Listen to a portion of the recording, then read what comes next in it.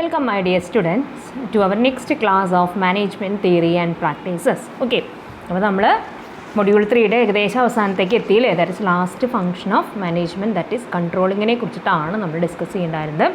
And I think that we have discussed in the last class is about what are the different steps in controlling process, and then we have discussed about the advantages of advantages that we have discussed, and the limitations of control. ഇത്രയാണ് നമ്മൾ last ക്ലാസ്സിൽ discuss ചെയ്തു പോയത്. And today we are going to discuss about an important topic of controlling. തന്നെ വളരെ important ആയിട്ടുള്ളൊരു ടോപ്പിക്കാണ്. മെയിനായിട്ട് നമ്മളിന്ന് ക്ലാസ്സിൽ ഡിസ്കസ് ചെയ്യാൻ പോകുന്നത് ദാറ്റ് ഈസ് കൺട്രോൾ ടെക്നിക്സ് അഥവാ കൺട്രോൾ ടൂൾസ് എന്ന് പറയും കേട്ടോ. കൺട്രോൾ ടെക്നിക്സ്, കൺട്രോൾ ടൂൾസ് അല്ലെങ്കിൽ രണ്ട് പേരിലും അതറിയപ്പെടും. കൺട്രോളിങ് ഡിവൈസസ് എന്നോ ഒക്കെ നമുക്ക് വേണമെങ്കിൽ വിളിക്കാം. പക്ഷേ അതിന് മുൻപ് നമുക്കൊരു ചെറിയൊരു ടോപ്പിക്, ഒരു 10 മിനിറ്റ്സിൻ്റെ ഉള്ളിൽ പറഞ്ഞു തീർക്കേണ്ട ഒരു ടോപ്പിക് കൂടി ഉണ്ട്. അത് പറഞ്ഞതിന് ശേഷം നമുക്ക് എന്ത് ചെയ്യാം, ദാറ്റ് ഈസ് മെയിൻ നമ്മുടെ എസ് ഒക്കെ ചോദിക്കാൻ സാധ്യതയുള്ളതാണ്. അതിലേക്ക് പോവാം. ഇന്നത്തെ ഒരു ക്ലാസ് കൊണ്ട് അത് കംപ്ലീറ്റ് ആവില്ല. I think it requires it may be completed in 2 classes ആയിട്ട് നമുക്കത് കംപ്ലീറ്റ് ചെയ്യാനായിട്ട് പറ്റുള്ളൂ. അപ്പോൾ അതിന് മുൻപ് നമുക്ക് വേഗം ക്ലാസ് സ്റ്റാർട്ട് ചെയ്യാം അല്ലേ. അപ്പോൾ അതിലാദ്യം ദാറ്റ് ഈസ് ടെക്നിക്സ് ഡിസ്കസ് ചെയ്യുന്നതിന് മുൻപ് നമുക്ക് ഡിസ്കസ് ചെയ്യേണ്ട ഒരു ടോപ്പിക്കാണ് ഡിഫറെൻറ്റ് ടൈപ്സ് ഓഫ് കൺട്രോൾ. എന്താണ് ടൈപ്സ് ഓഫ് കൺട്രോൾ? അപ്പോൾ മെയിൻലി 3 ടൈപ്സ് ഓഫ് കൺട്രോൾ ഉണ്ടെന്നാണ് പറയുന്നത്. 3 ടൈപ്സ് ഓഫ് കൺട്രോൾ ഉണ്ട്. വളരെ എളുപ്പമാണ് കേട്ടോ. അപ്പോൾ അതിൽ ഫസ്റ്റ് വണ്ണാണ് feed forward control, second is concurrent control, and third is feedback control. അങ്ങനെ 3 ടൈപ്പ് ഓഫ് കൺട്രോളുകളാണുള്ളത്. ഇതിൽ ഏത് ടൈപ്പ് വേണമെങ്കിലും എന്ത് ചെയ്യാം, ഓർഗനൈസേഷന് അഡോപ്റ്റ് ചെയ്യാം. അത് എന്നിട്ട് എന്ത് ചെയ്യാം, ഈ നമ്മളിനി പഠിക്കാൻ പോകുന്ന ടെക്നിക്സുകൾ യൂസ് ചെയ്തുകൊണ്ട് ഇതിലേത് ടൈപ്പ് ഓഫ് കൺട്രോളും അവർക്ക് എന്ത് ചെയ്യാം, അവിടെ ഇംപ്ലിമെൻറ്റ് ചെയ്യാം. ക്ലിയർ? അപ്പോൾ അതാണ് അതിൻ്റെ ആ ഒരു മീനിങ് എന്ന് പറയുന്നത്. അപ്പോൾ നമുക്ക് that is let's start our discussion with feed forward control. എന്താണ് ഈ ഫീഡ് ഫോർവേഡ് കൺട്രോൾ? ഫോർവേഡ് എന്ന് പറയുമ്പോൾ തന്നെ എപ്പോഴും ആലോചിക്കുക നമ്മൾ ഫ്യൂച്ചർ എന്നാണ് അല്ലേ. ഫോർവേഡ് തിങ്കിങ്, ഫ്യൂച്ചർ ഓറിയൻറ്റഡ് ആണ്. അപ്പോൾ അത് തന്നെ ആദ്യം ആ കോൺസെപ്റ്റിൽ മനസ്സിലാക്കി വയ്ക്കാം. Feed forward controls are future directed. ശ്രദ്ധിക്കുക, ഫ്യൂച്ചറിലേക്ക് ഡയറക്റ്റ് ചെയ്യുന്ന കൺട്രോൾ മെഷേഴ്സ് അല്ലെങ്കിൽ ഒരു ടൈപ്പ് ഓഫ് കൺട്രോളാണ് ഫീഡ് ഫോർവേഡ് കൺട്രോൾ എന്ന് പറയുന്നത്.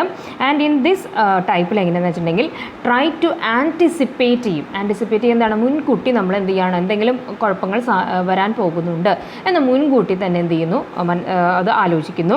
And detect the deviations from standard before their occurrence. നടന്നതിന് ശേഷമല്ല, അതായത് ആൻറ്റിസിപ്പേറ്റ് ചെയ്ത് ആ ഒരു സ്റ്റേജിൽ എത്തുമ്പോൾ ഇങ്ങനെ എന്തെങ്കിലും നടക്കാൻ സാധ്യതയുണ്ട് എന്ന് എന്ത് ചെയ്യുക, മുൻകൂട്ടി അറിയുന്ന ടൈപ്പ് ഓഫ് കൺട്രോൾ ആണ് ഇതെന്ന് പറയുന്നത് ഫീഡ് ഫോർവേഡ് കൺട്രോൾ എന്ന് പറയുന്നത്. ഓക്കെ, അപ്പോൾ അതാണ് പറഞ്ഞത് ബിഫോർ ദെയർ ഒക്യുറൻസ്. അപ്പോൾ അതൊക്കെ ഒന്ന് അണ്ടർലൈൻ ചെയ്ത് വെക്കുക. ബിഫോർ ദെയർ ഒക്യുറൻസ് അതൊക്കെ മാത്രം നമ്മൾ ചെയ്താൽ നമുക്ക് എന്ത് ചെയ്യാൻ പറ്റും, that we will be able to answer the question. നമുക്ക് കൃത്യമായിട്ട് ചെയ്യാം. അല്ലാണ്ട് ഈച്ച് ആൻഡ് എവറി ലൈനൊന്നും നമ്മൾ എന്ത് ചെയ്തിട്ടല്ല ബൈ ഹാർഡ് പഠിക്കാമെന്നൊന്നും അത്ര എളുപ്പമുള്ള കാര്യങ്ങളല്ല. And this type of control anticipates the deviation. കണ്ടോ, ഉണ്ടാകാൻ പോകുന്ന ഡീവിയേഷൻസ്, എന്തെങ്കിലും വഴിമാറി പോകുന്നുണ്ടോ എന്നുള്ളത് മുൻകൂട്ടി തന്നെ ആൻറ്റിസിപ്പേറ്റ് ചെയ്യുന്നു. And enables or helps an organisation to take action. കണ്ടോ, before the deviation actually arises. അപ്പോൾ അങ്ങനെ ഒരു ഡീവിയേഷൻ ശരിക്കും ഉണ്ടാകുന്നതിന് മുൻപ് തന്നെ ദാറ്റ് ഈസ് നമ്മുടെ ഓർഗനൈസേഷന് വേണമെങ്കിൽ എന്ത് ചെയ്യാം, പ്രിക്കോഷണറി മെഷേഴ്സ് എടുക്കാം. അപ്പോൾ ആ ടൈപ്പ് ഓഫ് കൺട്രോളിൽ അങ്ങനെയാണ് കാര്യങ്ങൾ. ഫ്യൂച്ചറായിട്ട് തിങ്ക് ചെയ്ത് ഫ്യൂച്ചറിൽ വരാൻ പോകുന്ന ഡീവിയേഷൻസ് ഉണ്ടെങ്കിൽ മുൻകൂട്ടി തന്നെ അത് കണ്ട് കൺട്രോൾ ചെയ്ത് പോവാം. ക്ലിയർ?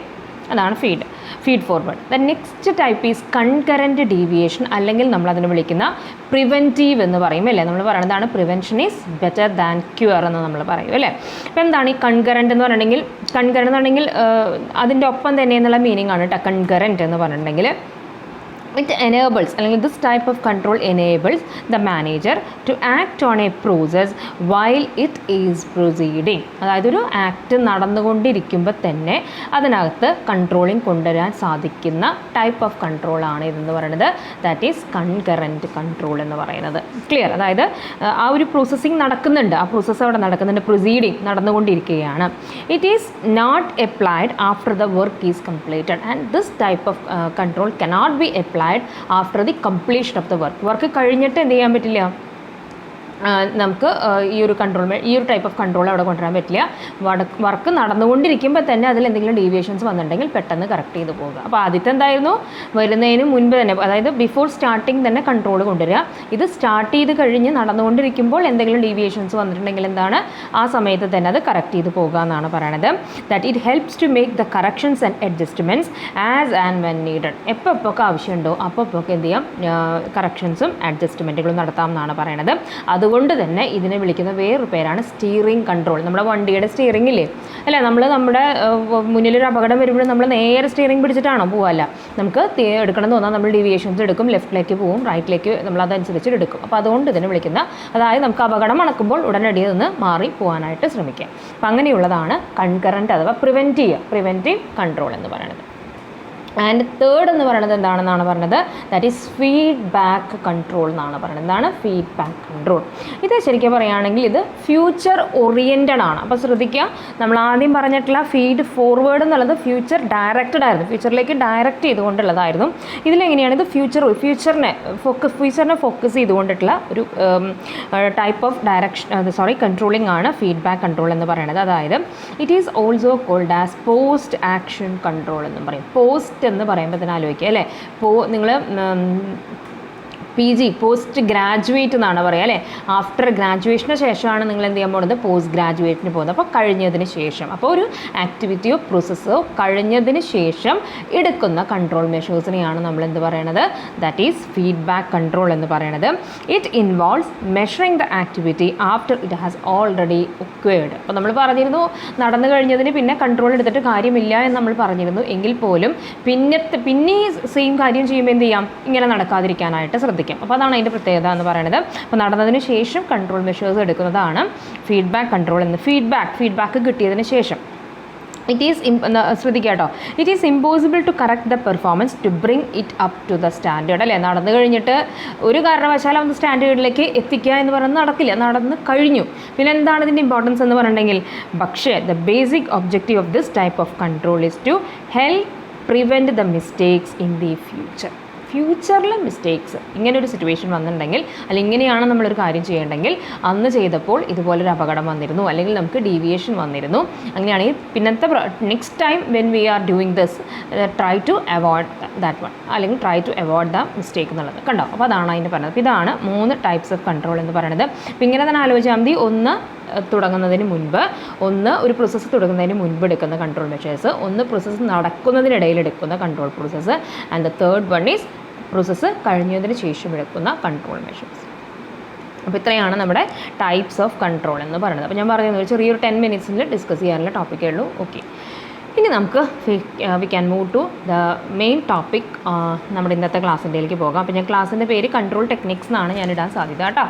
കൺട്രോൾ ടെക്നിക്സ് അഥവാ കൺട്രോൾ ടൂൾസ് എന്നാണ്. First of all that we have to മനസ്സിലാക്കേണ്ടതെന്ന് വെച്ചിട്ടുണ്ടെങ്കിൽ there are 2 types of controlling techniques. ഒന്ന് ട്രഡീഷണൽ ടെക്നിക്സുകളുണ്ട്, മോഡേൺ ടെക്നിക്സുകളുണ്ട്.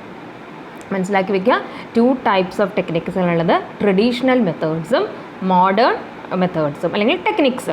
അതിൽ ട്രഡീഷണലിൽ തന്നെ നമ്മൾ ഓൾഡ് കൺട്രോൾ ടെക്നിക്സ്, ട്രഡീഷണലായിട്ടെന്ന് പറയില്ലേ നമ്മൾ, ട്രഡീഷണൽ വെയർ അല്ലെങ്കിൽ ട്രഡീഷണലായിട്ട് നമ്മളിങ്ങനെ തന്നെയാണ് പണ്ട് കാലം തൊട്ടേ. അപ്പോൾ ആ ട്രഡീഷണൽ അതിന് നമ്മൾ വിളിക്കുന്ന വേറൊരു പേരാണ് ഓൾഡ് കൺട്രോൾ ടെക്നിക്സ് എന്ന് പറയുന്നത്.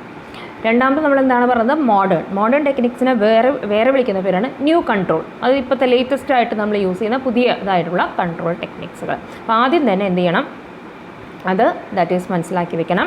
ആൻഡ് ഈ ടൂൾസ് അല്ലെങ്കിൽ ഈ ടെക്നിക്സുകളാണ് മാനേജ്മെൻറ്റ് യൂസ് ചെയ്യണത്. എന്തിനു വേണ്ടിയിട്ടാണ്, that is for the purpose of കൺട്രോളിങ്ങിന് വേണ്ടി. ദാറ്റ് ഈസ് മാനേജ്മെൻറ്റ് അല്ലെങ്കിൽ മാനേജേഴ്സ് യൂസ് ചെയ്യുന്ന ടെക്നിക്സുകളാണ്. ഒന്നെങ്കിൽ അവർ ഓൾഡ് അല്ലെങ്കിൽ ട്രഡീഷണലിലേക്ക് പോകും, അല്ലെങ്കിൽ മോഡേൺ അഥവാ ന്യൂയിലേക്ക് പോകും. ഓക്കെ, അപ്പോൾ നിങ്ങൾ പിന്നെ നോക്കേണ്ടത് നിങ്ങളുടെ ടെക്സ്റ്റ് ബുക്കിനകത്ത് പേജ് നമ്പർ 187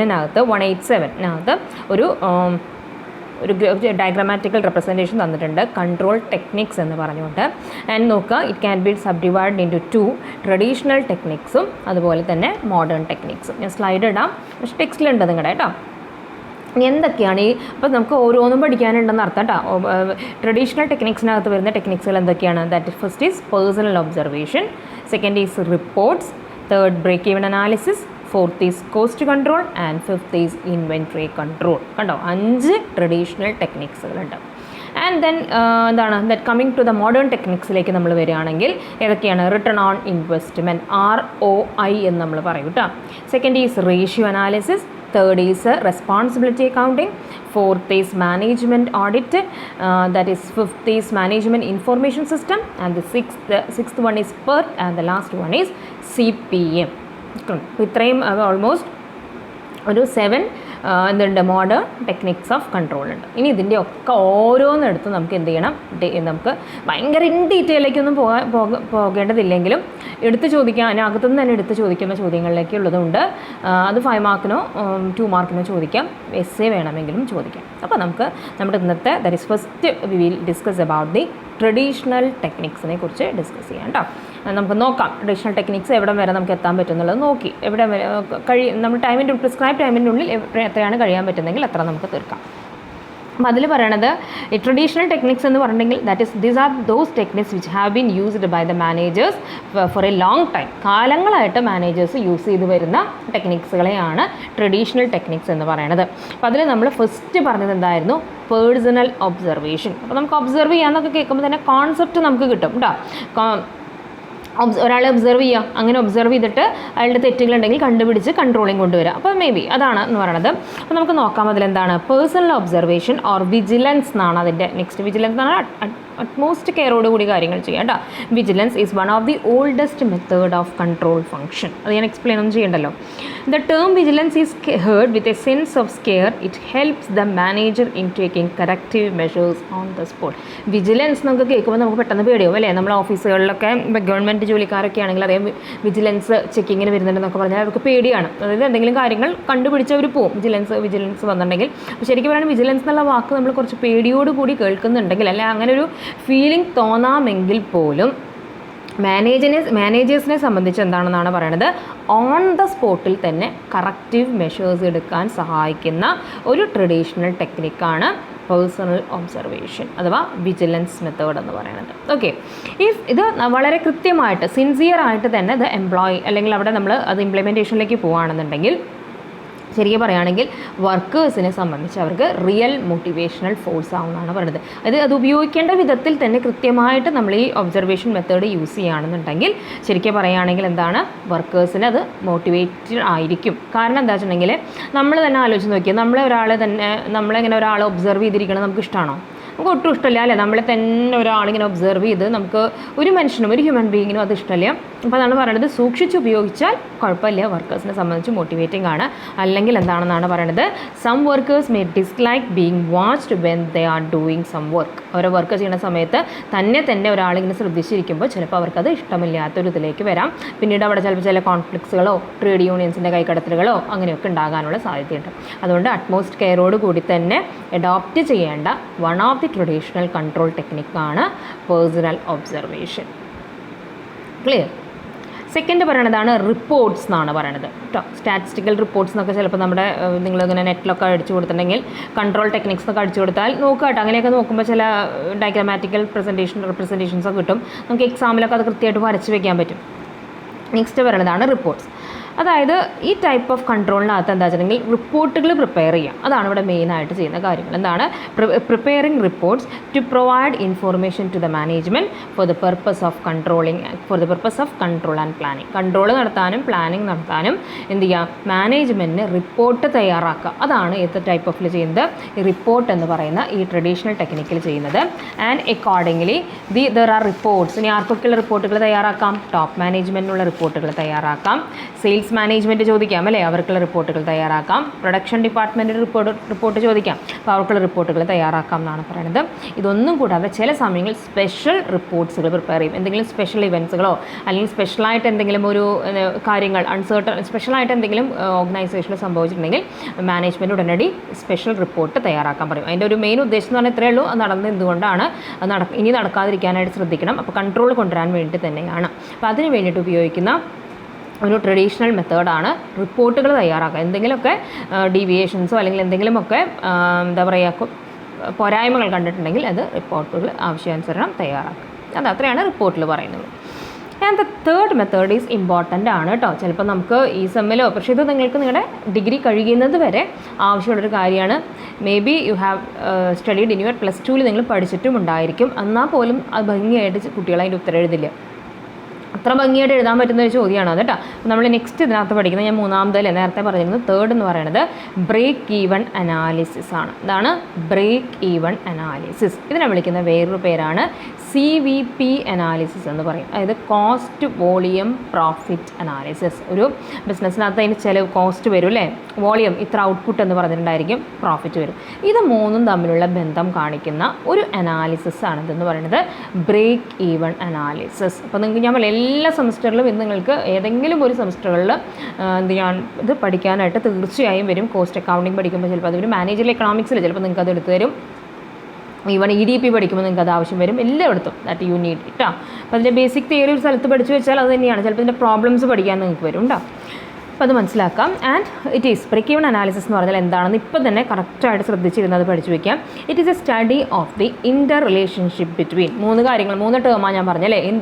അപ്പോൾ ഈ 3 കാര്യങ്ങളും തമ്മിലുള്ള റിലേഷൻഷിപ്പിനെ കുറിച്ച് പഠിക്കും. അതാണ് ബ്രേക്ക് ഈവൻ അനാലിസിസ്. ഏതാണ് ആ 3 കാര്യങ്ങൾ? Cost, volume, profit. ഇവ 3ഉം തമ്മിൽ എന്തെങ്കിലും ബന്ധമുണ്ടോ അതിനെക്കുറിച്ച് പഠിക്കുന്നതാണ് ബ്രേക്ക് ഈവൻ അനാലിസിസ് എന്ന് പറയുന്നത്.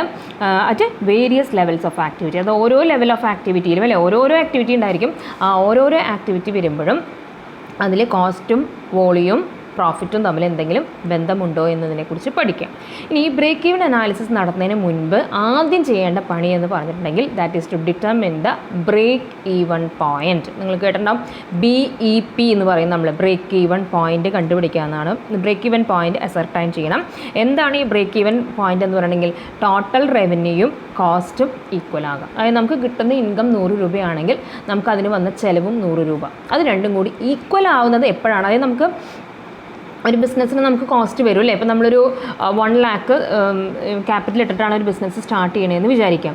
നമ്മൾ തുടങ്ങിയ പക്ഷേ നമുക്ക് ഈ 1 lakh തിരിച്ചു പിടിക്കാൻ പറ്റുമോ? ചിലപ്പോൾ വർഷങ്ങൾ, 1 വർഷമോ 2 വർഷമോ കഴിയുമ്പോഴായിരിക്കും നമ്മൾ മുടക്കിയ മുതലെങ്കിലും നമുക്ക് തിരിച്ചു കിട്ടുന്നത്. അപ്പം ആ 1 lakhൻ്റെ അത്ര ഈ പ്രാവശ്യം കഴിഞ്ഞപ്പോൾ നമുക്ക് മുടക്കിയ മുതൽ തിരിച്ചു പിടിക്കാൻ പറ്റിയിട്ടോ എന്ന് പറഞ്ഞാൽ ദാറ്റ് ഈസ് 1 lakhും ഒന്നിച്ച് വന്നു. അതായത് അതിന് വേണ്ടി വന്ന കോസ്റ്റും അതിൽ നിന്ന് കിട്ടുന്ന റിട്ടേണും അല്ലെങ്കിൽ റവന്യൂ ഈക്വലായി. ആ ഈക്വൽ എപ്പോൾ ആകുന്നുവോ അതിനെ നമ്മൾ എന്ത് വിളിക്കുന്നു? ബ്രേക്ക് ഈവൻ പോയിൻ്റ് എന്ന് പറയുന്നത്. അപ്പോൾ അവിടുന്ന് what is break even point, what is BEP എന്ന് കണ്ടാലും ദാറ്റ് ഈസ് നിങ്ങൾക്ക് എഴുതാനായിട്ട് സാധിക്കണം കേട്ടോ. ഇനി എന്താണ് ബ്രേക്ക് ഈവൻ പോയിൻറ്റ്? നമുക്ക് അതിനെക്കുറിച്ച് കുറച്ചുകൂടി ഡീറ്റെയിൽ പഠിക്കാനുണ്ട്. ബ്രേക്ക് ഈവൻ പോയിൻറ്റ് എന്താണെന്നുള്ളത് നമുക്കതിൻ്റെ ബ്രേക്ക് ഈവൻ അനാലിസിസ് ഒന്നും കൂടി പഠിച്ചപ്പോൾ ഇത്രയും ഇപ്പോൾ ഓർത്ത് വെക്കുക കേട്ടോ. റവന്യൂയും കോസ്റ്റും ഈക്വൽ ആകുന്ന പോയിൻറ്റ്. ഇനി ബ്രേക്ക് ഈവൻ അനാലിസിസ് എങ്ങനെയാണ് അതിൻ്റെ ഒരു കാൽക്കുലേഷൻ അല്ലെങ്കിൽ അതിൻ്റെ ഒരു ബേസിസ് എന്ന് പറഞ്ഞാൽ എന്താണെന്നാണ് പറയണത്.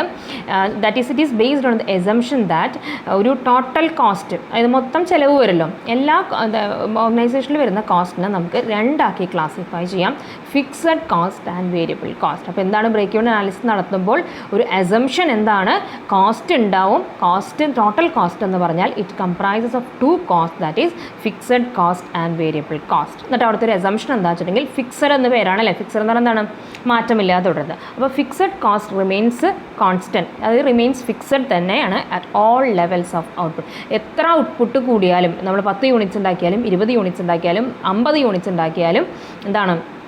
ഫിക്സഡ് കോസ്റ്റ് എന്ന് പറഞ്ഞാൽ ഫിക്സഡ് തന്നെയാണ്, അത് കോൺസ്റ്റൻ്റ് ആണ്, അത് മാറുന്നില്ല എന്നാണ് ബ്രേക്ക് ഈവൻ അനാലിസിസ് നടത്തുമ്പോൾ അസംഷൻസ്. അപ്പോൾ നമ്മളിങ്ങനെ ചില കാര്യങ്ങളൊക്കെ ചില മുൻധാരണകളുടെ പുറത്താണ് കാര്യങ്ങൾ ചെയ്യാം. അതേസമയം രണ്ടാമത്തെ ടൈപ്പ് അല്ലേ, വേരിയബിൾ കോസ്റ്റിനെ കുറിച്ച് പറയണത് എന്താ വെച്ചിട്ടുണ്ടെങ്കിൽ it varies in direct proportion with the volume of output. അതായത് 10 യൂണിറ്റ്സ് ഉണ്ടാക്കി അത് 20 യൂണിറ്റ്സ് ആക്കിയിട്ടുണ്ടെങ്കിൽ ആ 10 യൂണിറ്റ്സ് അധികം അതില്ലേ, അതനുസരിച്ച് വേരിയബിൾ കോസ്റ്റ് എന്ന് പറയുന്നത് ഇറ്റ് വാരീസ് അല്ലേ, മാറ്റും. അപ്പോൾ വോളിയം ഓഫ് ഔട്ട്പുട്ടിൻ്റെ ഡയറക്റ്റ് പ്രൊപ്പോർഷനായിട്ട് ഏത് കോസ്റ്റ് മാറിക്കൊണ്ടിരിക്കുന്നു? വേരിയബിൾ കോസ്റ്റ് മാറുന്നു, ഫിക്സഡ് കോസ്റ്റ് മാറുന്നില്ല. ഈ ഒരു അസംഷനിലാണ് ഇത് നടത്തുന്നത്, ബ്രേക്ക് ഈവൻ അനാലിസിസ് നടത്തുന്നത്. അപ്പോൾ ഇതും നമുക്ക് എന്താണെന്നാണ് പറയുന്നത്, one of the controlling technique ആണെന്ന് നമുക്ക് പറയാം. ഇനി നമുക്കിതിനെക്കുറിച്ച് കൂടുതൽ പഠിക്കാനായിട്ട് തന്നിട്ടുള്ളത് എന്താണ് ബ്രേക്ക് ഈവൻ പോയിൻ്റ് എന്ന് തന്നിട്ടുണ്ട്. അപ്പോൾ ഞാൻ പറഞ്ഞിരുന്നു ബ്രേക്ക് ഈവൻ പോയിൻ്റ് എന്ന് പറഞ്ഞാൽ എന്താണെന്നാണ് ഞാൻ പറഞ്ഞത്, it is total revenue equals the cost. ഇനി അതർ ടേംസിൽ പറയുകയാണെങ്കിൽ it is the level of activity at the point at which there is no profit no loss. പ്രോഫിറ്റും ഇല്ല ലോസും ഇല്ല. അത് ഞാൻ പറഞ്ഞില്ലേ, ആകെ 1 ലക്ഷം ചിലവാക്കി 1 ലക്ഷം തന്നെ നമുക്ക് തിരിച്ചു കിട്ടിയെങ്കിൽ അവിടെ നഷ്ടം വന്നോ? 1 ലക്ഷം നമുക്ക് തിരിച്ചു കിട്ടിയിട്ടുണ്ട്. ലാഭം കിട്ടിയോ? 1 1,25,000 കിട്ടിയെങ്കിൽ നമുക്ക് പറയാം മുടക്കിയതിനേക്കാൾ അധികം കിട്ടി, അപ്പോൾ 25,000 നമുക്ക് അവിടെ പ്രോഫിറ്റ് എന്ന് പറയാം. അപ്പോൾ അത് പറ്റില്ല. അപ്പോൾ ആ ഒരു പോയിൻ്റ് അല്ല അവിടെ എന്തായിരിക്കും എന്നാണ് പറയുന്നത്, അവിടെ പ്രോഫിറ്റും ഇല്ല ലോസും ഇല്ലാത്ത പോയിന്റിനെയാണ് നമ്മൾ ബ്രേക്ക് ഈവൻ പോയിന്റ് എന്ന് പറയുന്നത്. അതായത് ഇനി ഒന്ന് ആലോചിച്ച് നോക്കാം, ഈ ബ്രേക്ക് ഈവൻ പോയിന്റ് എന്ന് പറഞ്ഞാൽ നമ്മൾ പറഞ്ഞു ടോട്ടൽ റവന്യൂയും കോസ്റ്റും ഒന്നിച്ച് നിൽക്കുന്ന പോയിൻ്റാണ്. ഈ ടോട്ടൽ കോസ്റ്റിന് താഴത്തേക്ക് ബ്രേക്ക് ചെയ്യും, അതായത് 1,00,000 ചിലവാക്കി നമുക്ക് 90,000 കിട്ടിയിട്ടുള്ളൂ എങ്കിൽ നമുക്ക് എന്താണെന്ന് പറയാം, നഷ്ടത്തിലാണ്. കാരണം മുടക്കിയ മുതൽ പോലും തിരിച്ച് കിട്ടിയിട്ടില്ല അല്ലേ. അതേസമയം ഒന്ന് ആലോചിച്ച് നോക്കിയാൽ 1 lakh ആണ്, 1,10,000 കിട്ടിയെന്ന് വിചാരിക്കുക. അതായത് ബ്രേക്ക് ഈവൻ പോയിന്റ് 1 lakh ആയിരുന്നു, അതിനേക്കാൾ 10,000 കൂടുതൽ കിട്ടിയെങ്കിൽ നമുക്ക് പറയാം പ്രോഫിറ്റ് കിട്ടിയെന്ന്. അതിനേക്കാൾ കുറവ്, അതായത് ഈ ബ്രേക്ക് ഈവൻ പോയിന്റ് താഴത്തേക്ക് വന്നാൽ നമുക്ക് പറയാം ലോസ് ആയി. ക്ലിയർ ആയാലും നമുക്കത് പ്രോബ്ലമൈസ് ഒന്നും പഠിക്കാതെ പക്ഷെ അത് മനസ്സിലാക്കി വെക്കുക എന്നുള്ളതാണ്. Sales below break even point will result in loss and sales above BEP will result in profit എന്നാണ് പറയണത്. ആൻഡ് അതുകൊണ്ട് തന്നെ ബ്രേക്ക് ഈവൻ പോയിന്റിനെ വിളിക്കുന്ന വേറൊരു പേരാണ് no profit no loss point. നഷ്ടവും ഇല്ല ലാഭവും ഇല്ലാത്ത ആ പോയിന്റ് ഏതാണോ ആ പോയിന്റാണ് ബ്രേക്ക് ഈവൻ പോയിന്റ്. ഓക്കെ, അപ്പോൾ ഇത്രയാണ് ബ്രേക്ക് ഈവൻ പോയിന്റിനെ കുറിച്ചിട്ട് പഠിക്കാനുള്ളത്. അപ്പോൾ എല്ലാ കമ്പനീസും എന്തിലേക്ക് എത്താനാണ് നോക്കുക, ആദ്യം ലാഭം ഉണ്ടാക്കുക എന്നുള്ളതല്ല അവരുടെ ഒരു ഒബ്ജക്റ്റീവ് എന്ന് പറയുന്നത്, ബ്രേക്ക് ഈവൻ പോയിന്റിലേക്ക് എത്തുക എന്നുള്ളതാണ്. അതായത് കോസ്റ്റും റവന്യൂയും ഈക്വലൈസ് ചെയ്യുക, ആദ്യം വേണ്ടത് അതാണ്, പിന്നെയാണ് ലാഭത്തെക്കുറിച്ച് ചിന്തിക്കുക. അപ്പോൾ ആദ്യം എല്ലാ കമ്പനീസും ചിന്തിക്കുക എന്താണെന്നാണ് പറയുന്നത്, that is to reach at this break even point. പിന്നെ അവിടുന്ന് ഇവൻച്വലി ബ്രേക്ക് ഈവൻ പോയിന്റിൽ നിന്ന് മീതേക്ക് പോകുമ്പോൾ അവർക്ക് പ്രോഫിറ്റ് എന്നുള്ള അതിലേക്ക് അവരെത്തും. ഇതാണ് ബ്രേക്ക് ഈവൻ അനാലിസിസ് ഉള്ളത്. അപ്പോൾ ഇത് കുറച്ച് ഡീറ്റെയിൽഡ് ആയിട്ട് നമുക്ക് പഠിക്കാൻ തന്നിട്ടുണ്ട്. One of the traditional controlling ടെക്നിക്കാണ്. ഇനി എന്താണ് ഈ ബ്രേക്ക് ഈവൻ അനാലിസിസിൻ്റെ അഡ്വാൻറ്റേജസ് എന്നുള്ളതാണ് നമ്മൾ നോക്കാൻ പോകുന്നത് കേട്ടോ. അതായത് നമ്മൾ ഈ പറഞ്ഞ കാര്യങ്ങൾ തന്നെ അല്ലാണ്ട് ഭയങ്കര പ്രത്യേകിച്ച് എടുത്ത് പഠിക്കാനൊന്നുമില്ല. ബ്രേക്ക് ഈവൻ അനാലിസിസ് നമുക്ക് എന്ത് ഡിറ്റർമിൻ ചെയ്യാനായിട്ട് ഹെൽപ്പ് ചെയ്യുന്നുണ്ട്, ബ്രേക്ക് ഈവൻ പോയിന്റ് ഡിറ്റർമിൻ ചെയ്യാനായിട്ട് ഹെൽപ്പ് ചെയ്യുന്നുണ്ട്. അപ്പോൾ അതുതന്നെയാണ് ആ ഫസ്റ്റ് അഡ്വാൻറ്റേജ് എന്ന് പറയുന്നത്. പിന്നെ എന്താണ്, that it helps to determine the cost and revenue at different levels of output. ഓരോ ലെവലും, അത് 10,000 ആകുമ്പോൾ, 20,000 യൂണിറ്റ്സ് ആകുമ്പോൾ, അല്ലെങ്കിൽ 30,000 യൂണിറ്റ്സ് ആകുമ്പോൾ ആ ലെവലിലൊക്കെ എത്ര ചിലവ് വരുന്നുണ്ട്, ആ ഓരോ ലെവലിലും എത്ര കിട്ടുന്നുണ്ട്, നമുക്ക് റവന്യൂ ഇൻകം കിട്ടുന്നുണ്ടെന്ന് അറിയാനായിട്ട് ബ്രേക്ക് ഈവൻ പോയിന്റ് വഴി സാധിക്കും. അപ്പോൾ ഓരോ ലെവൽ ഓഫ് ഔട്ട്പുട്ട് വരുമ്പോൾ അവിടെ വന്ന ചിലവ് എത്ര, അവിടുന്ന് കിട്ടിയ ഇൻകം എത്ര, ഇത് രണ്ടും അറിയാനായിട്ട് സാധിക്കുന്നുണ്ട്, ഹെൽപ്പ് ചെയ്യുന്നുണ്ട്. Next is it helps to determine the profit at different levels of output. അവിടെ വന്ന ചിലവ് എത്രയാണ്, അവിടെ നിന്ന് കിട്ടിയ ഇൻകം എത്രയാണെന്ന് അറിഞ്ഞാൽ പിന്നെന്താ, ചിലവിനേക്കാൾ കൂടുതൽ കോസ്റ്റിനേക്കാൾ കൂടുതൽ ഇൻകം കിട്ടിയാൽ പ്രോഫിറ്റ് ഉണ്ടെന്നും പറയാം, കോസ്റ്റിനേക്കാൾ കുറവാണ് ഇൻകം കിട്ടിയതുണ്ടെങ്കിൽ നമുക്കവിടെ എത്രയാണ് ലോസ് ആണെന്ന് പറയാം. അപ്പോൾ ഓരോ ലെവൽ ഓഫ് ഔട്ട്പുട്ടിലും ലാഭം എത്ര നഷ്ടം എത്ര എന്നറിയാനും എന്ത് ചെയ്യുന്നുണ്ട്, ബ്രേക്ക് ഈവൻ അനാലിസിസ് ഹെൽപ്പ് ചെയ്യുന്നുണ്ട്. ഇനി എന്താണ്, it helps to determine the selling price to earn a required amount of profit. അപ്പോൾ എന്താണ്, ബ്രേക്ക് ഈവൻ പോയിന്റിൻ്റെ ബേസിസിൽ നമുക്ക് എന്ത് തീരുമാനിക്കാം എന്നാണ് പറയുന്നത്, സെല്ലിംഗ് പ്രൈസ് ഡിറ്റർമിൻ ചെയ്യാം. കാരണം ഇത് നോക്കിയിട്ടുണ്ടെങ്കിൽ ഏകദേശം അറിയാം എത്ര സെല്ലിംഗ് പ്രൈസ് വെച്ചാലാണ് ഈ ബ്രേക്ക് ഈവൻ പോയിന്റ് നമ്മൾ എക്സീഡ് ചെയ്യാൻ പോകുന്നത്. സെയിൽസ് കൂടണ്ടേ, അപ്പോൾ സെയിൽസിലാണ് നമ്മൾ സെല്ലിംഗ് പ്രൈസ് ഫിക്സ് ചെയ്യുന്നത്. ഒരുപാട് കോംപ്ലിക്കേറ്റഡ് ആയിട്ട് നിങ്ങൾ തിങ്ക് ചെയ്യാൻ പോകണ്ട, പക്ഷേ മനസ്സിലാക്കുക എന്നുള്ളതാണ്. എത്ര ഒരു റിക്വയർഡ് എമൗണ്ട് ഓഫ് പ്രോഫിറ്റ് കിട്ടണമെന്നുണ്ടെങ്കിൽ എത്ര സെല്ലിംഗ് പ്രൈസ് കൂട്ടണം എന്ന് ബ്രേക്ക് ഈവൻ പോയിന്റ് ഉപയോഗിച്ചുകൊണ്ട് നമുക്ക് കണ്ടെത്താം. അതതിൻ്റെ വൺ ഓഫ് ഇറ്റ്സ് അഡ്വാൻറ്റേജസ് ആണെന്ന് പറയാം. And it helps to choose the most profitable product mix അഥവാ സെയിൽസ് മിക്സ്. അതായത് ബ്രേക്ക് ഈവൻ അനാലിസിസ് യൂസ് ചെയ്തുകൊണ്ട് ഏറ്റവും ഉചിതമായിട്ടുള്ള സെയിൽസ് മിക്സ് എന്താണ്, ഏറ്റവും ഉചിതമായിട്ടുള്ള പ്രോഡക്റ്റ് മിക്സ് എന്താണെന്ന് കണ്ടുപിടിക്കാനായിട്ട് ഹെൽപ്പ് ചെയ്യുന്നു. അപ്പോൾ ഇവിടെ അറിഞ്ഞിരിക്കേണ്ടത് എന്താണ് ഈ പ്രോഡക്റ്റ് മിക്സ്, എന്താണ് സെയിൽസ് മിക്സ് എന്നാണ്. അതായത് അല്ലേ, ഒരു ബിസിനസ് കൺസേൺ എടുക്കുകയാണെങ്കിൽ അതിന് ഒരുപാട് എന്തുണ്ടായിരിക്കും, പ്രോഡക്ട്സ് ഉണ്ടായിരിക്കും അല്ലേ. ഏതെങ്കിലും ഒരു പ്രൊഡക്റ്റ് മാത്രം ഡീൽ ചെയ്യുന്നുണ്ടായിരിക്കും, ഒരുപാട് പ്രോഡക്ട്സുകൾ ഡീൽ ചെയ്യുന്നവരുണ്ടായിരിക്കും അല്ലേ. ഇപ്പോൾ നമ്മളിപ്പോൾ വി ഗാർഡ് എന്നുള്ളത് എടുക്കുക, ഏതൊക്കെ എടുത്ത് നോക്കുക, അപ്പോൾ നമ്മൾ മണപ്പുറം, അപ്പോൾ അവരൊക്കെ ഓരോ പ്രൊഡക്ട്സുകളും സർവീസസും ഓഫർ ചെയ്യുന്നുണ്ട് അല്ലേ. അപ്പോൾ മൊത്തം അവരുടെ എല്ലാ പ്രോഡക്ട്സിൻ്റെയും കളക്ഷനെയാണ് നമ്മൾ എന്ത് വിളിക്കുന്നത്, പ്രോഡക്റ്റ് മിക്സ്. അറിയാത്തവരാണെങ്കിൽ ടെക്സ്റ്റിൻ്റെ സൈഡിൽ പതുക്കെ ഒന്ന് എഴുതി വയ്ക്കാം, കളക്ഷൻ ഓഫ് ഓൾ ദി പ്രോഡക്ട്സിനെയാണ് പ്രോഡക്റ്റ് മിക്സ് അഥവാ സെയിൽസ് മിക്സ് എന്ന് പറയുന്നത്. Collection of all the products. അപ്പോൾ അത് ഡിറ്റർമിൻ ചെയ്യാനായിട്ട് ഹെൽപ്പ് ചെയ്യുന്നുണ്ട്. പിന്നെന്താണ്, അത് ഏറ്റവും നല്ലത് നമുക്ക്, അപ്പോൾ അതിൽ ഏറ്റവും പ്രോഫിറ്റ് കിട്ടുന്ന പ്രോഡക്ട്സുകൾ മാത്രം ഉൾപ്പെടുത്തുക, പ്രോഫിറ്റ് കിട്ടാത്ത പ്രോഡക്ട്സുകളെ മാറ്റി നിർത്തുക, അതിനൊക്കെ ഹെൽപ്പ് ചെയ്യുന്നുണ്ട്. പിന്നെന്താണെന്നാണ് പറയണത്, it also helps the management in controlling cost by differentiating between fixed cost and variable cost അല്ലേ. ബ്രേക്ക് ഈവൻ അനാലിസിസിൻ്റെ ഒരു അസംഷൻ എന്ന് തന്നെ നമ്മൾ പറഞ്ഞത് എന്തായിരുന്നു, എന്തിൻ്റെ ധാരണയിൽ അത് ചെയ്യുന്നത്? ആകെയുള്ള കോസ്റ്റ് ഉണ്ട്, അതിന് രണ്ടാക്കി ക്ലാസിഫൈ ചെയ്യാം. ഒന്ന് ഫിക്സഡ് കോസ്റ്റും ഒന്ന് വേരിയബിൾ കോസ്റ്റുമാണ്. അപ്പോൾ അത് ഇത് രണ്ടും ഡിറ്റർമിൻ ചെയ്തുകൊണ്ട് അത് ഫിക്സഡ് ഇത്ര വേരിയബിൾ ഇത്ര എന്ന് ഡിഫറൻഷ്യേറ്റ് ചെയ്തുകൊണ്ട് മാനേജ്മെൻറ്റിനെ കോസ്റ്റ് കൺട്രോൾ ചെയ്യാനായിട്ട് ബ്രേക്ക് ഈവൻ അനാലിസിസ് ഹെൽപ്പ് ചെയ്യുന്നുണ്ട്. ക്ലിയർ? ഇത്രയാണ് അതിൻ്റെ അഡ്വാൻറ്റേജസ് എന്ന് പറയുന്നത്. ഇനി നെക്സ്റ്റ് ട്രഡീഷണൽ മെത്തേഡാണെന്ന് പറയുന്നത് ദാറ്റ് ഈസ് കോസ്റ്റ് കൺട്രോൾ എന്നാണ് പറയുന്നത്. എന്താണ് cost control? Fourth one is cost control എന്ന് പറയുന്നത് ദാറ്റ്സ് ദ നെയിം ഇൻഡിക്കേറ്റ് ചെയ്യുന്നത് പോലെ എന്തിനാണ്? To control all the cost incurred in the manufacture of goods or rendering a service. ഒരു സർവീസ് കൊടുക്കുമ്പോഴോ ഒരു ഗുഡ്സ് മാനുഫാക്ചർ ചെയ്യുമ്പോഴോ അതിൽ വരുന്ന കോസ്റ്റ് എന്ന് പറഞ്ഞാൽ അതുമായിട്ട് ബന്ധപ്പെട്ട് വരുന്ന ചിലവ്, അതാണ് കോസ്റ്റ് എന്ന് പറയുന്നത് അല്ലേ? Cost of A pen, cost of A pencil എന്നൊക്കെ പറഞ്ഞാൽ നമ്മൾ പഠിക്കില്ലേ? അപ്പോൾ അതാണ് അതിൻ്റെ കോസ്റ്റ് എന്ന് പറയുന്നത്. ആ കോസ്റ്റിനെ കൺട്രോൾ ചെയ്യാനുള്ള അപ്പോൾ അവിടെ കൺട്രോളിംഗ് ആണ് അല്ലേ? കൺട്രോളിങ് ചെയ്യാനുള്ള വൺ ഓഫ് ദി ട്രഡീഷണൽ ടെക്നിക്കാണ് കോസ്റ്റ് കൺട്രോൾ എന്ന് പറയുന്നത്. ഇനി എന്താണെന്നാണ് പറയുന്നത്? Cost control is exercised through. ഇനി കോസ്റ്റ് കൺട്രോൾ എന്ന് പറഞ്ഞാൽ തന്നെ നമ്മൾ പറഞ്ഞു one of the techniques of controlling ആണ്. ഇനി ഈ കോസ്റ്റ് കൺട്രോൾ നടത്താൻ തന്നെ എന്ത് ചെയ്യുന്നുണ്ട്? രണ്ട് ടെക്നിക്സുകൾ യൂസ് ചെയ്യുന്നുണ്ട്. അതായത് within cost control there are again it can be classified into ടെക്നിക്സുകളായിട്ട് നമുക്കതിനെ വീണ്ടും എന്ത് ചെയ്യാം? ക്ലാസിഫൈ ചെയ്യാം. അതനുസരിച്ച് വരുന്ന രണ്ടെണ്ണമാണ്. That is techniques of standard costing and techniques of budgetary control. അപ്പോൾ രണ്ടെണ്ണമാണ്, സ്റ്റാൻഡേർഡ് കോസ്റ്റിങ്ങും ബഡ്ജറ്ററി കൺട്രോളും. അങ്ങനെയാണ് നമ്മൾ പറയാം കേട്ടോ. അപ്പം കോസ്റ്റ് കൺട്രോൾ എന്ന് പറയുന്നത് മനസ്സിലാക്കി വെക്കുക, വൺ ഓഫ് ദി ട്രഡീഷണൽ ടെക്നിക്കാണ്. ഇനി കോസ്റ്റ് കൺട്രോൾ എന്ന് പറയുന്നത് നടത്താനായിട്ട് വേറെ രണ്ട്, അതിനകത്ത് തന്നെ യൂസ് ചെയ്യുന്ന രണ്ട് ടെക്നിക്സുകളാണ് സ്റ്റാൻഡേർഡ് കോസ്റ്റിങ്ങും ബഡ്ജറ്ററി കൺട്രോൾ. ഇതൊക്കെ നമുക്ക് 2 മാർക്സിനൊക്കെ പ്രതീക്ഷിക്കാവുന്ന ചോദ്യമാണ്. What is standard costing, what is budgetary control എന്നൊക്കെ ചോദിക്കാം കേട്ടോ. നമുക്ക് നോക്കാം എന്താണ് ഈ സ്റ്റാൻഡേർഡ് കോസ്റ്റിംഗ് എന്നുള്ളത്. അപ്പോൾ ആദ്യം തന്നെ മനസ്സിലാക്കുക, ഇപ്പോൾ കുറച്ചൊക്കെ നമുക്ക് അറിഞ്ഞിട്ടുണ്ടാവില്ലേ? സ്റ്റാൻഡേർഡ് സെറ്റ് ചെയ്ത് വെക്കാൻ നമ്മൾ പഠിച്ചു വെച്ചതാണ്. ഒരു ടാർഗറ്റ് സെറ്റ് ചെയ്ത് വെച്ചിട്ടുണ്ടായിരിക്കും, അതുമായിട്ട് കമ്പാരിസൺ നടത്തും. ആ കോൺസെപ്റ്റ് തന്നെ ഇങ്ങോട്ട് കൊണ്ടുവന്നാൽ മതി. അപ്പോൾ എന്താണ് സ്റ്റാൻഡേർഡ് കോസ്റ്റിംഗ് എന്ന് പറയുന്നത്? It is a technique of cost control അല്ലേ? നമ്മൾ പറഞ്ഞ കാര്യമാണ് ഇത്, കോസ്റ്റ് കൺട്രോളിൻ്റെ വൺ ഓഫ് ദ ടെക്നിക്. അപ്പോൾ ഒരു ലൈൻ നിങ്ങൾക്ക് അത് തന്നെ എടുക്കാം. With the use of standard cost use ചെയ്തുകൊണ്ട് കോസ്റ്റ് കൺട്രോൾ ചെയ്യുന്ന ഒരു ടെക്നിക്കാണ് സ്റ്റാൻഡേർഡ് കോസ്റ്റിംഗ്. എളുപ്പമല്ലേ പഠിക്കാനായിട്ട്? എന്താണ് സ്റ്റാൻഡേർഡ് കോസ്റ്റിംഗ് എന്ന് പറയുന്നത്? It is a technique of cost control technique of cost control with the use of standard cost. അപ്പോൾ എന്താണ് അവിടെ സ്റ്റാൻഡേർഡ് കോസ്റ്റ് എന്നൊക്കെയാണ് നമ്മൾ അറിഞ്ഞു വെക്കേണ്ടത് അല്ലേ?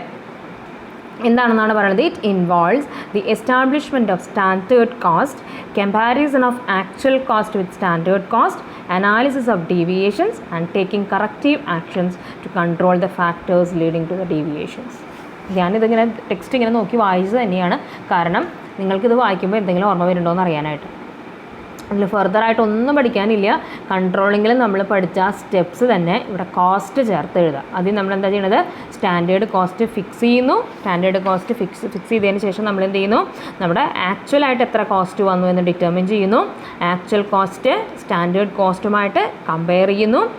അതിനെയാണ് നമ്മൾ പറയുന്നത് അനാലിസിസ് എന്ന് പറയുന്നത് അല്ലേ? അനാലിസിസ് ഓഫ് കമ്പയർ ചെയ്യുമ്പോൾ അവിടെ എന്തെങ്കിലും ഡീവിയേഷൻസോ വേരിയൻസസോ വ്യത്യാസങ്ങളോ വന്നിട്ടുണ്ടെങ്കിൽ അവിടെ എന്ത് ചെയ്തിരിക്കും?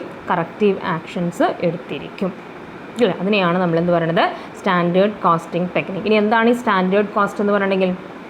നമ്മൾ ഫിക്സ് ചെയ്ത് വെക്കും, അത് ഇത്ര ചിലവേ നമുക്ക് ഈ ഒരു പ്രൊഡക്റ്റ് ഉണ്ടാക്കുമ്പോൾ വരാം. 10 രൂപയെ ചിലവ് വരാൻ പാടുള്ളൂ. 10 രൂപയ്ക്ക് മീതെ ചിലവ് വന്നിട്ടുണ്ടെങ്കിൽ അതിലെന്തോ ഒരു കുഴപ്പമുണ്ട്. അതായത് ചിലവ് കൂടിയ പ്രശ്നമാണ്. ചിലവ് കൂടിയാൽ നമുക്ക് എന്ത് ചെയ്യേണ്ടി വരും? നമ്മുടെ പ്രോഫിറ്റ് കുറയും. കാരണം എന്താണ്? കോസ്റ്റ് പ്ലസ് പ്രോഫിറ്റാണ് സെല്ലിംഗ് പ്രൈസ്.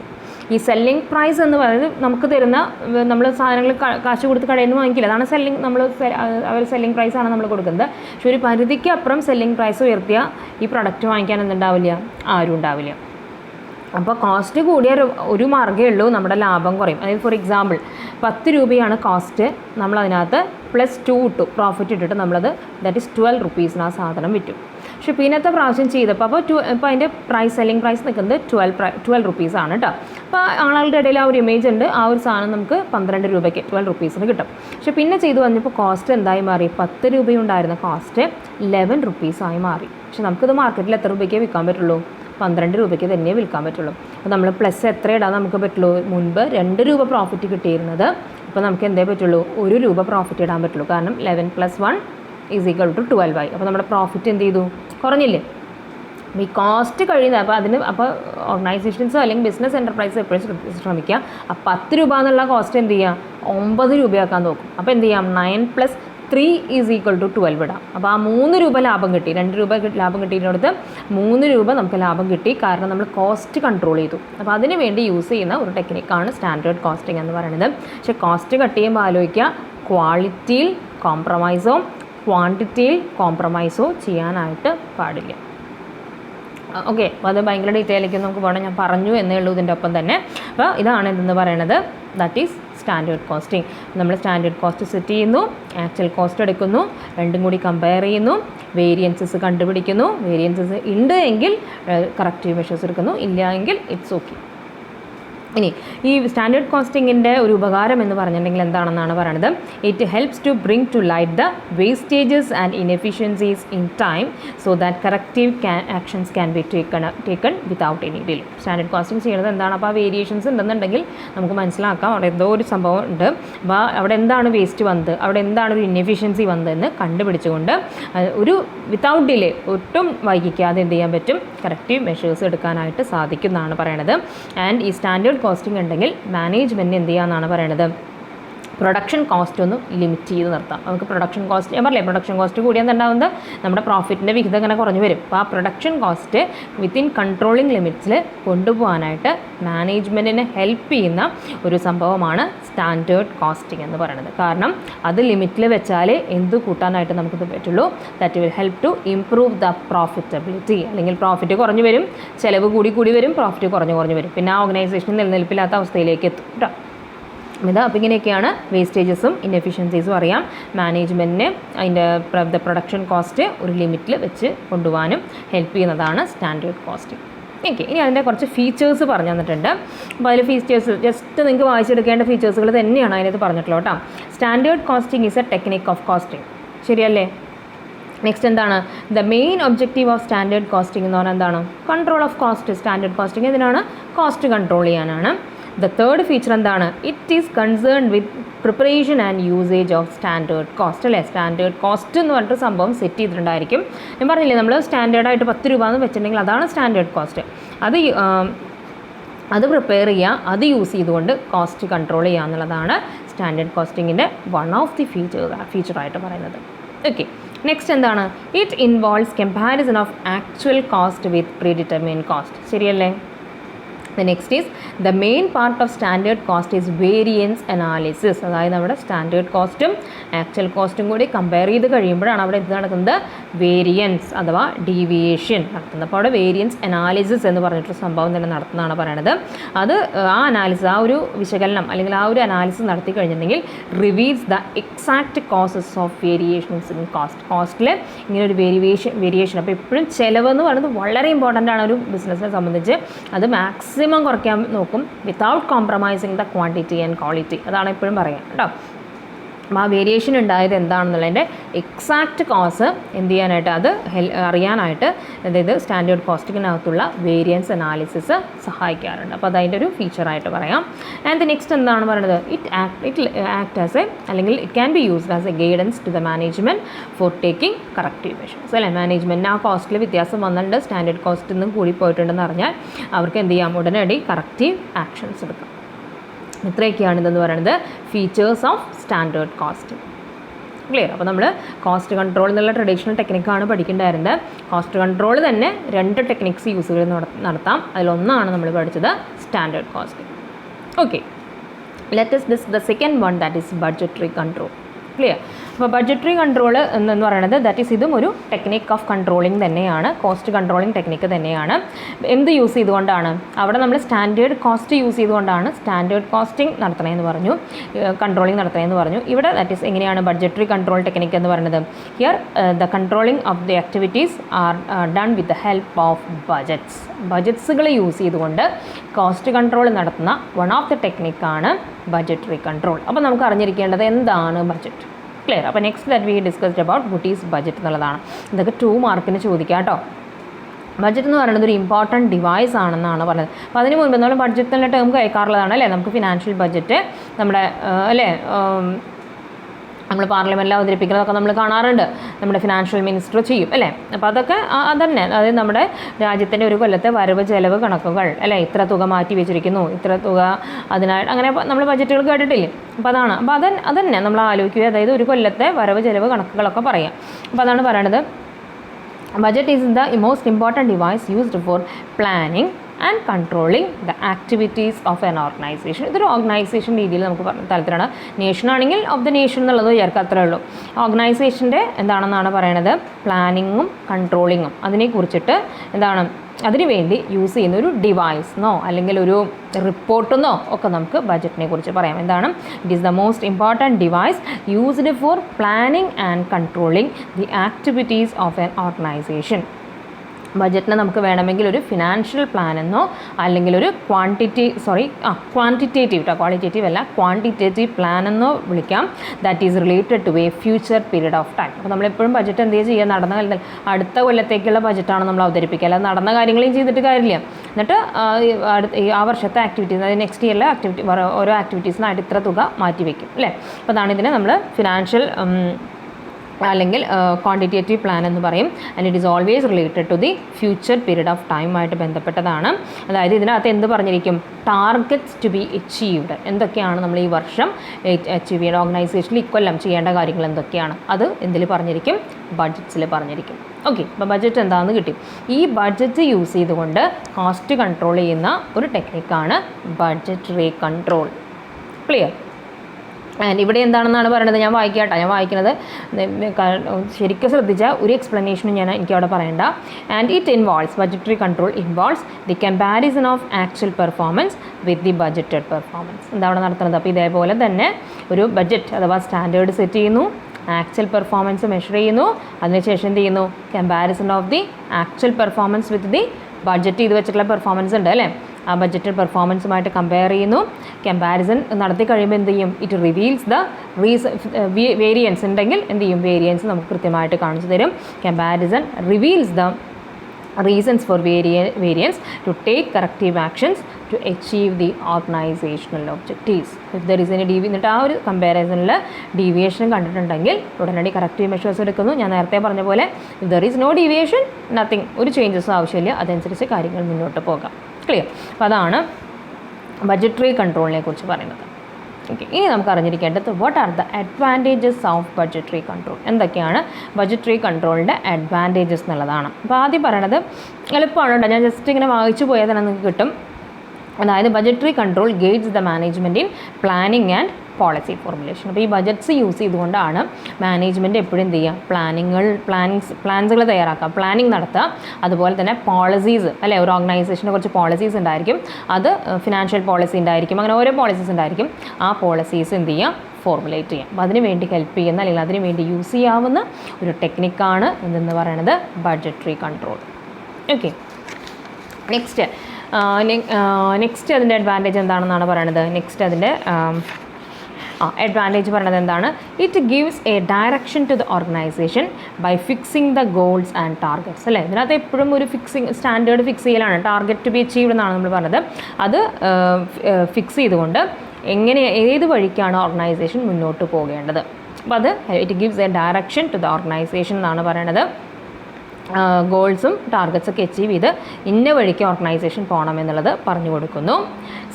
നെക്സ്റ്റ് എന്താണ് പറയണത്, delegation of authority and responsibility at different levels of organisation എന്താണെന്നാണ് പറയുന്നത്. ഇറ്റ് ഇൻട്രഡ്യൂസസ്, അതായത് ഈ സ്റ്റാൻഡേർഡ് കോസ്റ്റിംഗ് ബഡ്ജറ്റ് ഇതൊക്കെ വരുന്ന സമയത്ത് നമ്മൾ കൺട്രോളിങ്ങിൽ നമ്മൾ പഠിച്ചു അല്ലേ. കൺട്രോളിങ്ങിൽ എന്ത് ആവശ്യമാണ്, ഡെലിഗേഷൻ ഓഫ് അതോറിറ്റി ആവശ്യമാണ്. അതോറിറ്റി കൊടുത്താൽ അതിൻ്റെ കൂടെ എന്തും പോയിരിക്കും, ഒരു വാല് പോലെ റെസ്പോൺസിബിലിറ്റിയും പോയിരിക്കും അല്ലേ. അതാണ് പറയുന്നത്, it introduces delegation of authority and responsibility at different levels of organisation. എല്ലാ ലെവൽസ് ഓഫ് ഓർഗനൈസേഷനിലും അതോറിറ്റിയുടെ ഡെലിഗേഷനും അതുപോലെ റെസ്പോൺസിബിലിറ്റിയും അത് കൊണ്ടുവരുന്നുണ്ട്. അതായത് കൺട്രോളിങ് തന്നെ അത് കൊണ്ടുവരികയാണ്. കൺട്രോളിങ്ങിൻ്റെ ഒരു ടെക്നിക്കായിട്ടുള്ള നമ്മുടെ കോസ്റ്റ് കൺട്രോൾ ടെക്നിക്കായിട്ടുള്ള ബഡ്ജറ്ററി കൺട്രോളും അത് സഹായിക്കുന്നുണ്ടെന്നാണ് പറയുന്നത്. നെക്സ്റ്റ് എന്താണ്? It result in coordinated efforts of all the individuals and departments of the ഓർഗനൈസേഷനിലെ എല്ലാ ഡിപ്പാർട്ട്മെൻറ്റ്സിൻ്റെയും എല്ലാ ഇൻഡിവിജ്വൽസിൻ്റെയും ഒരു കോർഡിനേഷൻ, ഒരു ഒത്തൊരുമ എന്ത് ചെയ്യുന്നുണ്ട്, അത് അതിന് വേണ്ടിയിട്ടുള്ള എല്ലാ ശ്രമങ്ങളും കൺട്രോൾ, അതായത് കൺട്രോളിങ് നടത്തണമെങ്കിൽ നമ്മൾ പറഞ്ഞതാണ് എല്ലാവരുടെയും സഹകരണം ആവശ്യമാണ്. കാരണം ഒരുപാട് ഒരു ഓർഗനൈസേഷൻ നമ്മൾ പലതായിട്ടാണ് അല്ലേ, പാർട്സ് ആക്കിയാണ് തിരിച്ചിരിക്കുന്നത്. കുറേ ഡിപ്പാർട്ട്മെൻറ്റ്സുകളുണ്ട്. അപ്പോൾ അവിടെ കൺട്രോളിങ് കൊണ്ടുവരണമെങ്കിൽ നമ്മൾ പറഞ്ഞു എല്ലാ ഡിപ്പാർട്ട്മെൻറ്റ്സിൻ്റെയും കോർഡിനേഷൻ ആവശ്യമാണ്. ആ കോർഡിനേഷൻ വഴി എന്ത് ചെയ്യുന്നുണ്ടെന്നാണ് പറയുന്നത്. അപ്പോൾ ആ കോർഡിനേഷൻ കൊണ്ടുവരാനായിട്ട് ഇങ്ങനെ ഈ ബഡ്ജറ്ററി കൺട്രോൾ ഹെൽപ്പ് ചെയ്യുന്നുണ്ട്. പിന്നെന്താണ്? Of course it helps in minimising the wastages and losses and hence increase profitability. വേസ്റ്റും ലോസും ഒക്കെ കുറയുകയാണെന്നുണ്ടെങ്കിൽ സ്വാഭാവികമായും എന്തിലേക്ക് പോകുന്നു? പ്രോഫിറ്റബിലിറ്റി കൂടുന്നു, പ്രൊഡക്ടിവിറ്റി കൂടുന്നു. ആൻഡ് പ്രൊഡക്ടിവിറ്റി എന്ത് ചെയ്യുന്നുണ്ട്? Helps to increase the profitability കൂട്ടാനായിട്ട് ഹെൽപ്പ് ചെയ്യുന്നുണ്ട്. പിന്നെ പറയണത് എന്താണെന്നാണ് പറയണത്? Budgets provides a yardstick against which actual performance can be compared. Yardstick എന്നൊക്കെ പറഞ്ഞാൽ നമ്മൾ എന്താ പറയുക, മലയാളത്തിൽ നമ്മൾ അതിനൊരു ടേം പറയും കേട്ടോ. ആ ഒരു നമുക്ക് കമ്പയർ ചെയ്യാനുള്ള ഒരു ഇത് എനിക്ക് പെട്ടെന്ന് അതിൻ്റെ മലയാളം വാക്ക് കിട്ടുന്നില്ല. അപ്പോൾ അതാണ് പറയണത്. എന്താണ് ഒരു യാർഡ് സ്റ്റിക്കായിട്ട്, സ്റ്റാൻഡേർഡ് എന്നുള്ള മീനിങ് തന്നെ അളവുകോൽ. ഓക്കെ, അളവുകോൽ കേട്ടോ, അളവുകോലായിട്ട് എടുക്കുന്നുണ്ടെന്നാണ് പറയണത്. ബഡ്ജറ്റ്സ് ശരിക്കും പറയുകയാണെങ്കിൽ ഒരു അളവുകോലാണ്, അതിൻ്റെ എഗെയിൻസ്റ്റ് ആണ് എന്ത് ചെയ്യുന്നത്? ആക്ച്വൽ പെർഫോമൻസ് കമ്പയർ ചെയ്യുന്നത്. അപ്പോൾ നമുക്ക് ബുദ്ധിമുട്ടില്ല, എന്തുമായിട്ടാണ് എന്ത് കമ്പയർ ചെയ്യേണ്ടതെന്ന് ക്ലിയർ ആണ്. അപ്പോൾ ഉടനടി നമ്മുടെ ആക്ച്വൽ പെർഫോമൻസ് സെറ്റ് ചെയ്ത് വെച്ചിട്ടുള്ള സ്റ്റാൻഡേർഡ്സുമായിട്ട് കമ്പയർ ചെയ്യാം, ഡീവിയേഷൻസ് കണ്ടുപിടിക്കാം. അപ്പോൾ അവിടെ കൺഫ്യൂഷൻസ് ഒന്നുമില്ല. അതാണ്. ഇനി എന്താണെന്നാണ് പറയുന്നത്?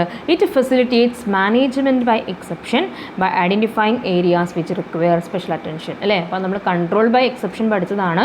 അതിൻ്റെ ഒപ്പം ഞാൻ പറഞ്ഞിരുന്നു മാനേജ്മെൻറ്റ് ബൈ എക്സെപ്ഷൻ എന്ന് പറയുന്നത് one of the principles of management നമ്മൾ പഠിച്ചിട്ടുള്ളതാണ് അല്ലേ. അതായത് വെരി ഇമ്പോർട്ടൻ്റ് ആയിട്ടുള്ള മാറ്റേഴ്സുകൾ മാത്രം ആരുടെ അടുത്തേക്ക് എത്തിക്കുക? മാനേജ്മെൻറ്റ് അടുത്തേക്ക് എത്തിക്കുക. അതാണ് നമ്മൾ എന്തുകൊണ്ട് ഉദ്ദേശിച്ചത് മാനേജ്മെൻറ്റ് ബൈ എക്സെപ്ഷൻ എന്ന് പറയുന്നത്. അപ്പോൾ അങ്ങനെയുള്ളൂ. അപ്പോൾ അങ്ങനെയുള്ള ഏരിയാസ്, സ്പെഷ്യൽ അറ്റൻഷൻ ആവശ്യമുള്ള ഏരിയാസ് ഐഡൻറ്റിഫൈ ചെയ്യാനായിട്ട് അവിടെ എന്ത് കൊണ്ടുവരുന്നുണ്ട്? നമ്മുടെ one of the principles of management apply ചെയ്യുന്നുണ്ടെന്നാണ് പറയുന്നത്. ഓക്കെ, പിന്നെന്താണ്? It ensures planned allocation of resources, അതായത് നമ്മുടെ 4 M's. അപ്പോൾ അവിടെ കൃത്യമായിട്ട് 4 M's എന്ന് തന്നെ ടെക്സ്റ്റിനകത്ത് എഴുതി വയ്ക്കുക കേട്ടോ. അതായത് നമ്മുടെ 4 M's കൃത്യമായിട്ട് അലോക്കേറ്റ് ചെയ്യുന്നുണ്ട്, ഒന്നും അധികം അല്ലാതെ. കാരണം നമ്മളെല്ലാത്തിനും ഒരു ബഡ്ജറ്റ് വെച്ചിട്ടുണ്ട്, സ്റ്റാൻഡേർഡ് വെച്ചിട്ടുണ്ട് അല്ലേ. അപ്പോൾ അതനുസരിച്ച് അവർക്ക് ആവശ്യമുള്ള മെൻ എത്ര വേണം, മണി എത്ര വേണം, മെറ്റീരിയൽ എത്ര വേണം, മെഷീനറീസ് എത്ര വേണം, കൃത്യമായിട്ട് അലോക്കേറ്റ് ചെയ്യാനായിട്ട് ബഡ്ജറ്ററി കൺട്രോൾ. അപ്പോൾ ഓരോന്നിനും എന്ത് ചെയ്തിട്ടുണ്ടായിരിക്കും? ആ ബഡ്ജറ്റിൽ തുക വകയിരുത്തി മാറ്റി വെച്ചിട്ടുണ്ടായിരിക്കും. ക്ലിയർ? പിന്നെന്താണ്?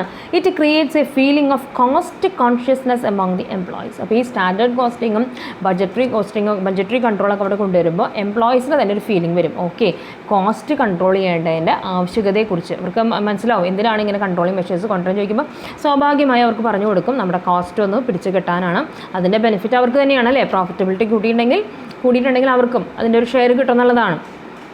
എന്താണ് പറയുന്നത്? അപ്പോൾ അവരുടെ ഇടയിൽ ഒരു കോസ്റ്റ് കോൺഷ്യസ്നെസ്, അതായത് ചിലവെന്ന് പറയുന്നത് ഇത്ര വലിയൊരു കാര്യമാണ്, അത് നിയന്ത്രിക്കേണ്ട ആവശ്യകത അവർക്ക് മനസ്സിലാകും. ആ ഒരു ഫീലിംഗ് അവർക്ക് കൊണ്ടുവരുമെന്നാണ് പറയുന്നത്. പിന്നെ എന്താണെന്നാണ് പറയുന്നത്? Budgets helps in setting the standards four the purpose of standard costing. Budgets use ചെയ്തുകൊണ്ട് തന്നെ എന്ത് ചെയ്യാമെന്നാണ് പറയുന്നത്? സ്റ്റാൻഡേർഡ്സ് സെറ്റ് ചെയ്യാം. ആ സ്റ്റാൻഡേർഡ്സ് യൂസ് ചെയ്തുകൊണ്ട് എന്ത് ചെയ്യാം? സ്റ്റാൻഡേർഡ് കോസ്റ്റിംഗ് ചെയ്യാം. അപ്പോൾ ബഡ്ജറ്റ്സിൽ നോക്കിയിട്ട് അപ്പോൾ നമുക്ക് എത്രയാണ് സ്റ്റാൻഡേർഡ് എന്നുള്ളത് ഫിക്സ് ചെയ്യാം. സ്റ്റാൻഡേർഡ്സ് സെറ്റ് ചെയ്യുന്നു. ആ സ്റ്റാൻഡേർഡ് സെറ്റ് ചെയ്ത് എന്തിനു വേണ്ടി നമുക്ക് യൂസ് ചെയ്യാം? For the purpose of standard കോസ്റ്റിങ്ങിനെ യൂസ് ചെയ്യാം. ഓക്കെ, നെക്സ്റ്റ് പറഞ്ഞത് എന്താണ്? It motivates the executives to achieve the given targets. Executive ലെവലിലുള്ള ടാർഗറ്റ് അച്ചീവ് ചെയ്യാനായിട്ട് മോട്ടിവേറ്റ് ചെയ്യും. കാരണം അവർക്കറിയാം ഒരു ഇത്രയാണ് സ്റ്റാൻഡേർഡ്, ആ സ്റ്റാൻഡേർഡ് സെറ്റ് ചെയ്താൽ may be there is beneficial to, അവർക്ക് എന്തെങ്കിലുമൊക്കെ ബെനിഫിറ്റ്സുകൾ ഉണ്ടാകാം, അവർക്കുണ്ടാകാം, വർക്കേഴ്സിനുണ്ടായിരിക്കാം, ആർക്കുണ്ടാക്കാം. അപ്പോൾ ആക്ച്വലി ശരിക്കാണ്. അപ്പോൾ ആ ഒരു സ്റ്റാൻഡേർഡ് എത്തിക്കണം എന്നുള്ള രീതിയിൽ അവർ വർക്ക് ചെയ്യുമ്പോൾ അവർക്ക് എന്താണെന്നാണ് പറയണത്? അവരത് മോട്ടിവേറ്റ് ചെയ്യും. ഓക്കെ, സ്റ്റാൻഡേർഡ് നമുക്കുണ്ടാവില്ലേ, പറഞ്ഞിടത്ത് എത്തണം, പറഞ്ഞ സ്ഥലത്തേക്ക് എത്തിയിട്ടില്ലെങ്കിൽ ഇപ്പോൾ നമുക്കൊക്കെ എല്ലാവർക്കും ജീവിതത്തിൽ ഓരോരോ സ്റ്റാൻഡേർഡ് സെറ്റ് ചെയ്തിട്ടുണ്ടാകും. എന്ത് കാര്യത്തിനായാലുണ്ടെങ്കിലും അപ്പോൾ നിങ്ങൾക്കൊക്കെ ഇപ്പോൾ അസൈൻമെൻ്റ് ഒക്കെ തരുമ്പോൾ ഇന്ന ഡേറ്റ് എന്നൊക്കെ നമ്മൾ പറയും. അപ്പോൾ അതാണ് നമ്മൾ വെച്ചിട്ടുള്ള സ്റ്റാൻഡേർഡ്. അപ്പോൾ ഭൂരിഭാഗം കുട്ടികൾ ഓക്കെ മിസ് അല്ലെങ്കിൽ സർ അല്ലെങ്കിൽ ഏത് ടീച്ചറാണോ ആ പറഞ്ഞിരിക്കുന്ന സ്റ്റാൻഡേർഡ് ഒരു ഡേറ്റ് സെറ്റ് ചെയ്യുക. അതൊരു എക്സാമ്പിൾ ഫോർ സ്റ്റാൻഡേർഡാണ്. അപ്പോൾ അതിന് മുൻപ് തന്നെ അല്ലെങ്കിൽ അന്നെങ്കിലും വെക്കുന്ന രീതിയിലേക്ക് അപ്പോൾ അത് അതിൻ്റെ അപ്പുറത്തേക്ക് കടന്നു പോയിട്ടുണ്ടെങ്കിൽ നമ്മൾ പറഞ്ഞ സ്റ്റാൻഡേർഡിന് മീതയ്ക്ക് പോയാൽ നല്ലതെന്നുള്ളതല്ല, പോയിട്ടുണ്ടെങ്കിൽ അത് പണിഷ്മെൻറ്റ്. അപ്പോൾ ഓരോ ലെവൽ ഓഫ് ആക്ടിവിറ്റിയിലും അത് വ്യത്യസ്തപ്പെട്ടുകൊണ്ടിരിക്കും. അതിന് മുൻപ് വെച്ചാൽ ഇറ്റ്സ് ഓക്കെ ഗുഡ് എന്നുള്ള രീതിയിലേ ഉള്ളൂ. കണ്ടോ? അപ്പോൾ എല്ലാവർക്കും അപ്പോൾ അതാ പറയണത് ടാർഗറ്റ് അച്ചീവ് ചെയ്യാനായിട്ട് എക്സിക്യൂട്ടീവ്സിനെ മോട്ടിവേറ്റ് ചെയ്യും എന്നാണ് പറയണത്.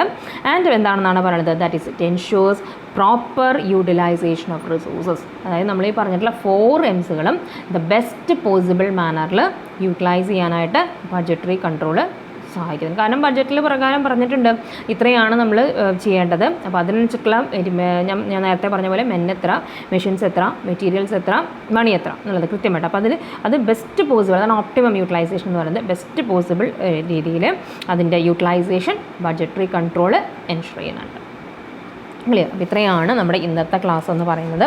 ഇന്നത്തെ ക്ലാസ്സിൽ നമ്മൾ മെയിനായിട്ട് അപ്പോൾ ഡിസ്കസ് ചെയ്ത് എന്തൊക്കെയായിരുന്നു, ടൈപ്സ് ഓഫ് കൺട്രോൾ. അതിൽ നമ്മൾ 3 ടൈപ്സ് ഉണ്ടെന്ന് പഠിച്ചു. Feed forward, concurrent, feedback. And then next we discussed about the techniques of control. അതിൽ നമ്മൾ പറഞ്ഞു 2 ടെക്നിക്സുകളുണ്ട്, ട്രഡീഷണൽ ടെക്നിക്സും മോഡേൺ ടെക്നിക്സും. ആൻഡ് ട്രഡീഷണൽ ടെക്നിക്സിൽ നമ്മൾ ആദ്യം ഡിസ്കസ് ചെയ്തത് that is about the personal observation, second is about the report, third is about the break even analysis, important ആണ് ഞാൻ വീണ്ടും പറയുന്നു. ആൻഡ് ഫോർത്തും നമ്മൾ ചെയ്തു കോസ്റ്റ് കൺട്രോൾ എന്നുള്ളത്. അപ്പോൾ 5th ഞാൻ ധൃതി പിടിച്ചിരിക്കാത്ത കുറച്ച് കാര്യങ്ങൾ അതിനകത്ത് പറയാനുണ്ട്. അപ്പോൾ നമുക്ക് അതെന്ത് ചെയ്യാം, നെക്സ്റ്റ് ക്ലാസ്സിൽ നമുക്ക് അതിൻ്റെ ഡിസ്കഷനിലേക്ക് പോകാം. ഓക്കെ, അപ്പോൾ that's for today. Thank you my dear students for watching my class.